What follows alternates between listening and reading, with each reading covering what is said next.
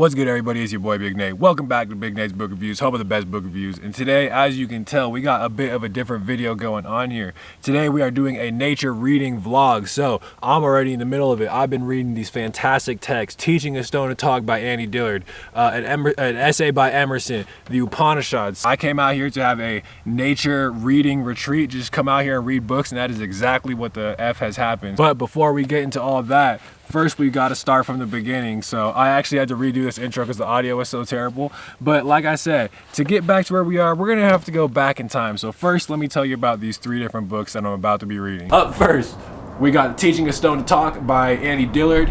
Obviously, I'm not going to read the essential writings, all of them, of Emerson, but I'm going to pick an essay or two from here. I already got one of my sites. And then same thing with the Upanishads. These are basically just three books that I think would make a really nice pairing for just being outside, reading in nature. And because it's Big Nate's Book Reviews, you already know, I'm bringing the doobies. I got snacks, I got coffee, I'm all set for what I need for my little reading retreat. So I'm gonna dip into one of them right now. I'm not quite sure which. It'll be a game time decision, but I got my tea. It's a beautiful day. I'm finna kick back on the porch and we finna read.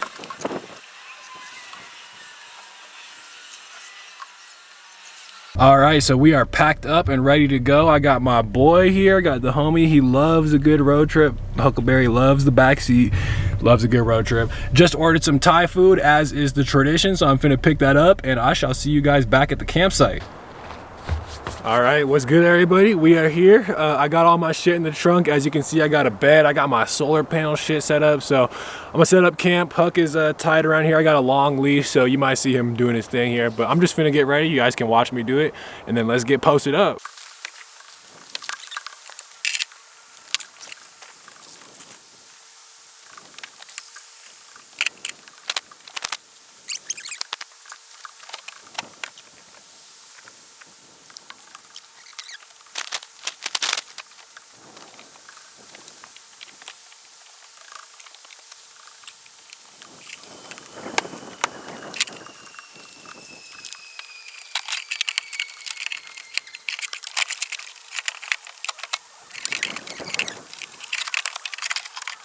All right, so this the inverter. This is, I can plug shit into this. So I got a little mini fridge. It's low energy, high efficiency. So I'm gonna plug the fridge in. Okay, we are live. I think we're pretty much set up. As you can see, I got the bed. This is my little sitting area. I got an actual chair. Fridge is plugged in when I need to plug my laptop or my charger, anything like that. I got the handy dandy inverter. Shout out to the sun. But Huckleberry here has been waiting very patiently. He's laying down in the dirt, except not on this blanket I laid out for him, in the dirt instead. But I think I'm gonna take him on a little walk, and then we can come back and we can just get to chilling, get to camping. Let's get it. And just like that, we are off to the races. Beautiful pine forest. Homie is excited. He's gonna get all his piss out, all his poop out. You excited? You excited?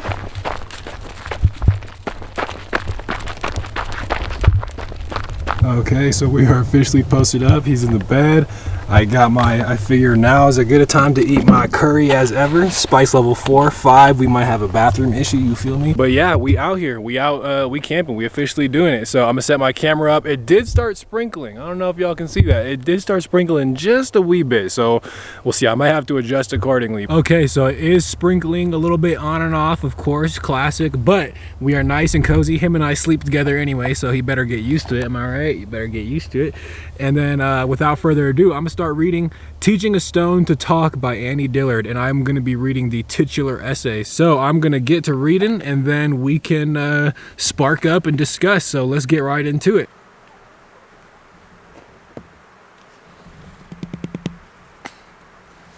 Okay, and it is now time to talk about the essay, Teaching a Stone to Talk. So this isn't going to be like formal reviews or anything. Honestly, it's almost like Bible study, where I'm just going to be talking about certain quotes, kind of going through it and just, you know, giving my thoughts. But first, you already know what to do.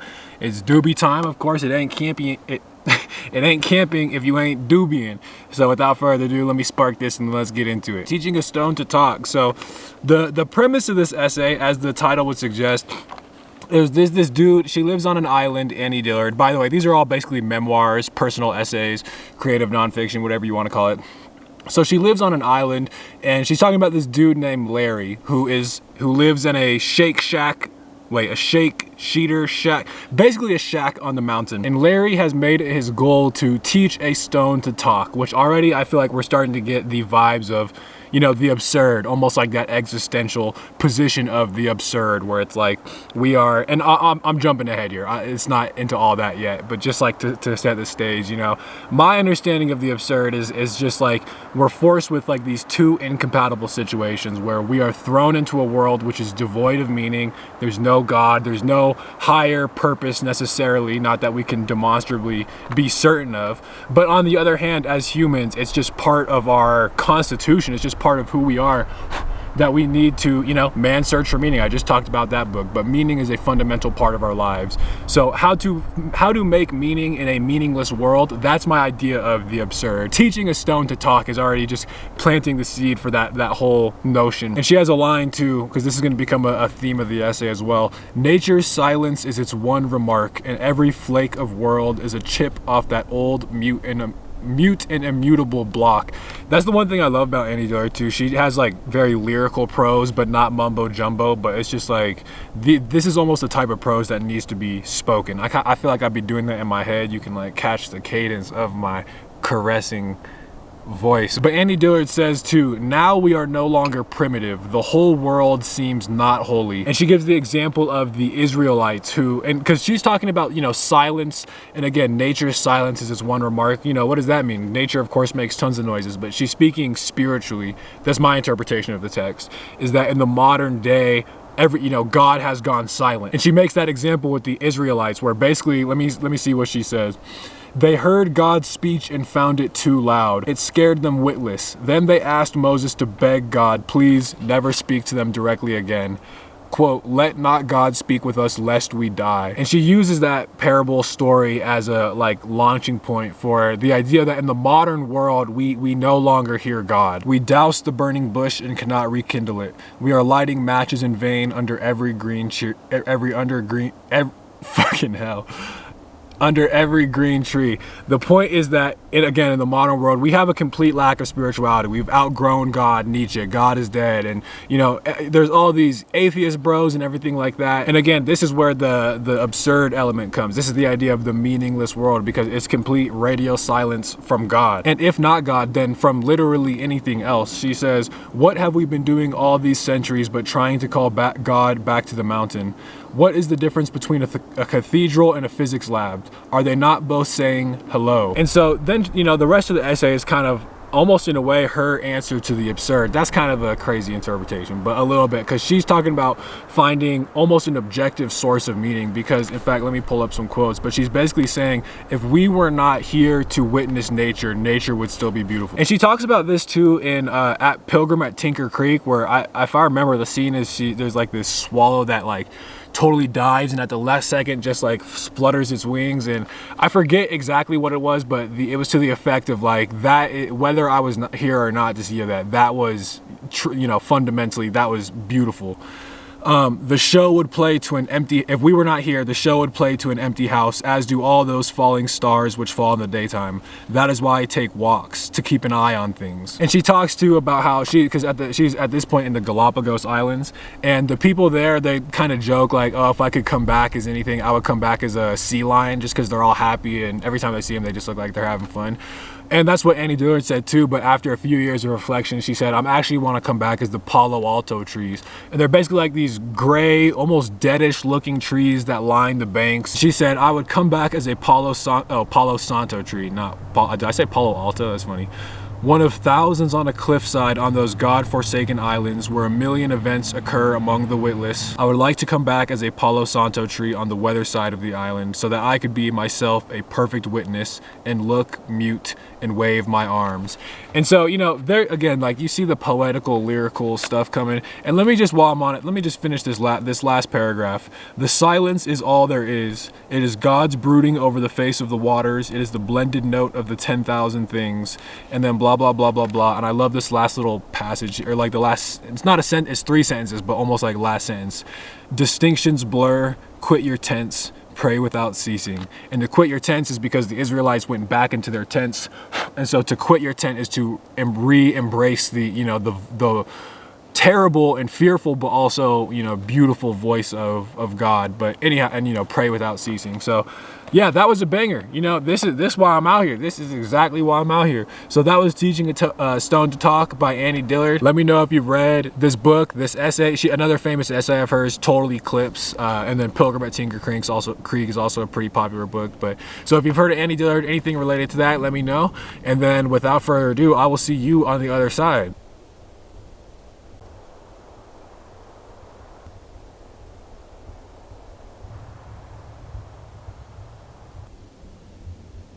Okay, up next we have the OG transcendentalist, nature essayist, naturalist philosopher, Ralph Waldo Emerson, one of my favorite authors who has written about nature, and this is one of my favorite essays about nature. And you'll never guess what it is called. It is in fact called Nature. So I just wanted to read a couple really great quotes from this essay that I enjoyed going through, and which I just wanted to talk about here. So first, one of the, like in the first paragraph, he's already talking about essentially the beauty of stars. One might think the atmosphere was made transparent with this design to give man and the heavenly bodies the perpetual presence of the sublime. Just, he's like, literally, it's almost as if God created the atmosphere clear so that we could see the beauty of the stars.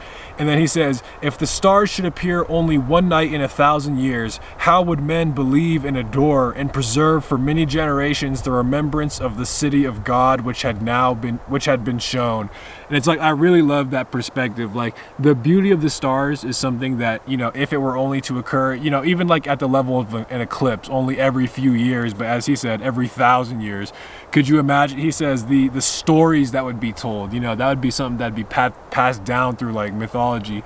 And that's something that the beauty of which we get to experience every night. And this is one of the things that I hate, and I've talked about this too. Like, I think anybody who has seen a truly full unobstructed view of the sky at night with the stars, it's a genuinely life-changing experience emotionally and spiritually, but also just in the way that you think about yourself and the position, you know, in your existential nature. And it's just, you know, looking up to the sky, that's something that's been written about since time immemorial. There's clearly something about that which evokes feelings of spirituality in us. And the thing that I hate about the modern world and like light pollution and things like that is, I think there are many kids these days, wow, I really just used that, who have not, you know, seen the stars in their fullest glory. And just the idea to imagine, because this is, I've talked about this somewhere else on the channel, but like when I went to Machu Picchu, that was one of those things that was like so brilliant. It's like this city that was built on top and on the heights of this crazy mountain range, and the architecture is beautiful, and like it's at the pinnacle of this thing. And could you imagine sleeping under the night sky full of stars like that? That is in itself a life-changing experience. And, you know, we don't need to go as drastic as Machu Picchu, but just like in the everyday world, the point is, I feel like we are deprived of something when we do not have regular every night access to the stars. And that's one of the things that comes with modernity. Modernity always has its pros and it always has its cons, pretty much in proportion to the loss of nature too, now that I think about it. I'm in the forest right now. I don't know if anyone's noticed, but there's like little orange marks on the trees, and I'm like, they better not be cutting this shit down. But that's the type of shit modern society would do. Anyway, we're still on the first page here. But one of the things he goes into shortly after this, he says, to speak truly, few adult persons can see nature. Most persons do not see the sun. At least they have a very superficial seeing. And that's kind of what I mean too. People just, you know, because even in our everyday lives we do this, not to mention stars, but just we really do take nature for granted, and like we don't understand the true beauty and mystery of all these things. The lover of nature is he whose inward and outward senses are still truly adjusted to each other, who has retained the spirit of infancy even into the era of manhood. And I love that, the spirit of infancy. That's basically like your childlike wonder. Children will always be asking and show the greatest fascination with nature, and if you can keep that energy into adulthood, then you are a true lover of nature. And I really do resonate with this, you know, to a greater or lesser degree. It's a little dramatic, but I really love this line here. His intercourse with heaven and earth becomes part of his daily food. And what I mean by that, like why it resonates, is because I do feel like nature is something which, like, if I am deprived of it for too long, I mean, that's low-key why I'm out here, just to immerse myself in it. If I'm away from it too long, it does feel like there's a spiritual malnourishment. It is like he says, you know, your daily food. And there's a lot of people out there who are starving and they don't even know it. That's big facts.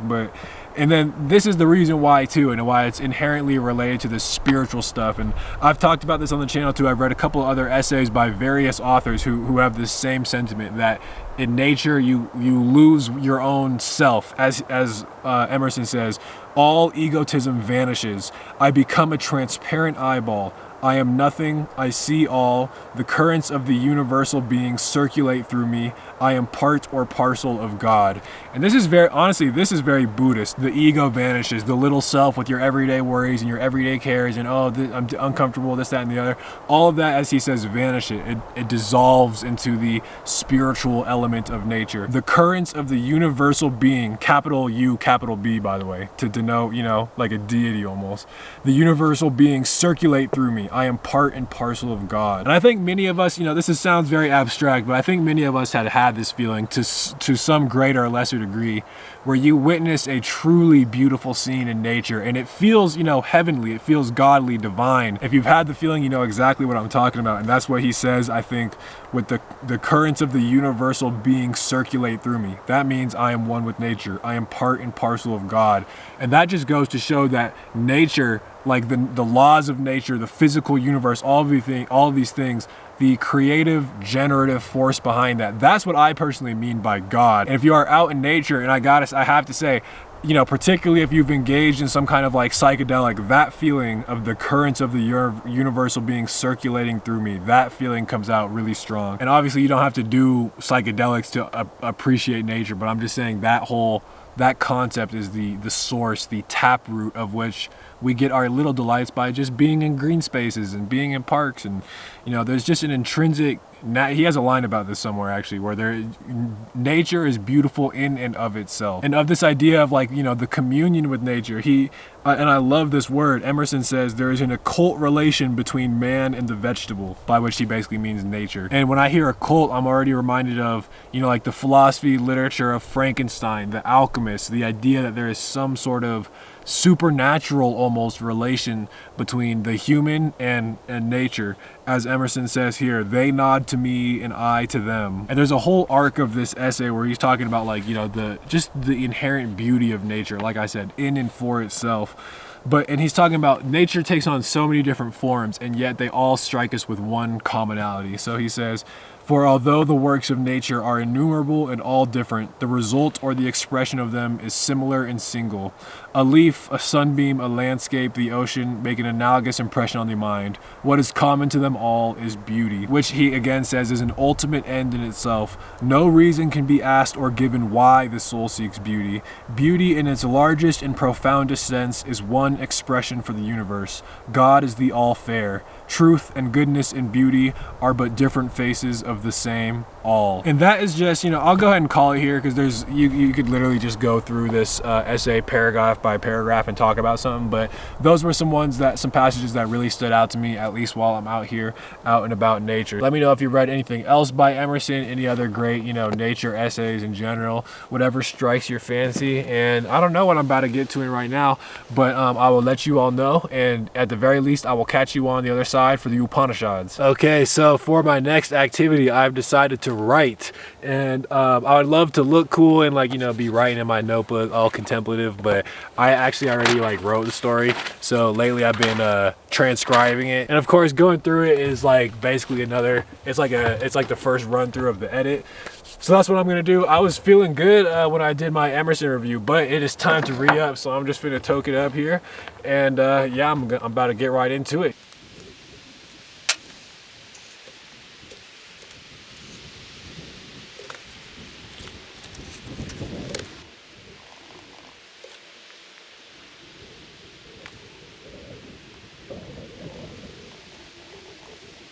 Okay, what's good, everybody? We just got back from a walk, and we are now ready to talk about the Upanishads, specifically the Katha Upanishad, which is where a young boy, Nachiketa, meets death. So it's like this little myth, sort of parable, but there's a lot of good stuff to talk about. But first, before we get into that, you already know what to do. it is doobie time. All right, so the Katha Upanishad. This is one of the most popular Upanishads, and my intro says, here, wait, let me even just read it. If there is one Upanishad that can be called a favorite in all ages, it is the Katha. And that is exactly the one we are reading. So the beginning of the Katha Upanishad begins with the boy Nachiketa essentially getting offered to death by his father, but upon Nachiketa's own request. Because he's basically, his dad was going to sacrifice cows and stuff, and Nachiketa, who's very religious. Okay, stop licking your nuts, bro. Stop. As I was saying, he is basically like, Dad, that's all you're going to offer these stupid cattle? Basically, you should offer me. And so he does. And this is also just in the beginning with the whole setup here comes a line. I'm not going to give the context, but this is just one of my favorite lines, and which matches the one in the Iliad, like the generations of leaves, the lives of mortal men. And then here it is, a completely different culture, religion, hundreds of miles away.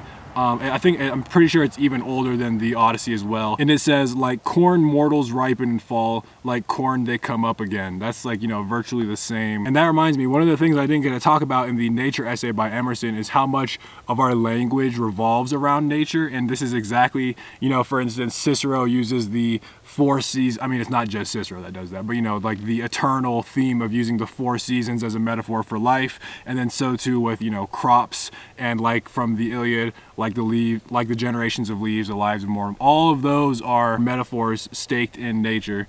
But anyway, as I was saying, Nachiketa goes to death. Here is Yama, that's the king of death.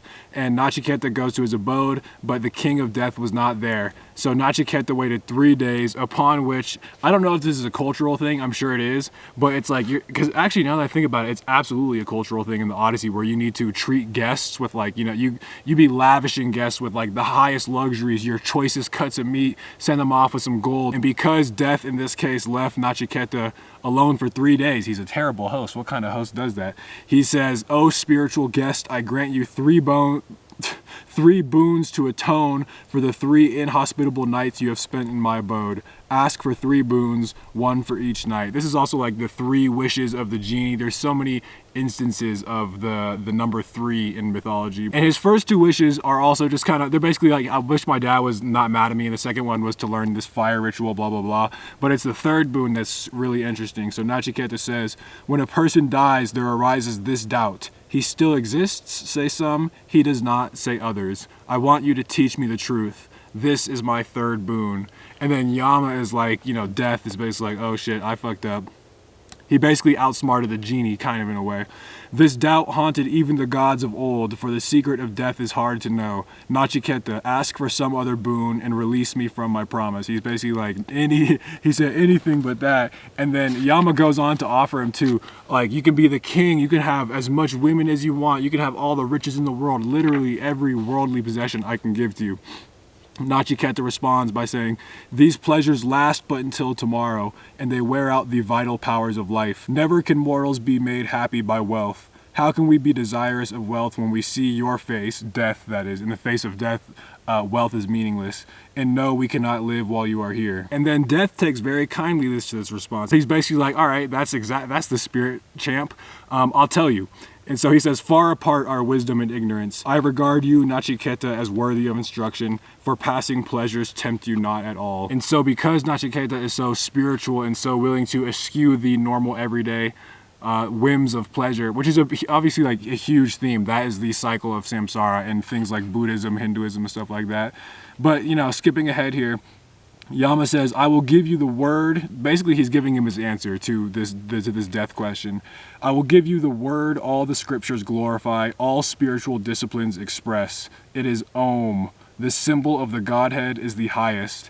And this is this idea of the transcendent principle, I think, which is found in it is what all cultures converge toward, is the source of all creation in any of these mythologies throughout the world. It is what he calls what all spiritual disciplines express. The all-knowing self, capital S, that's their version of God in a way.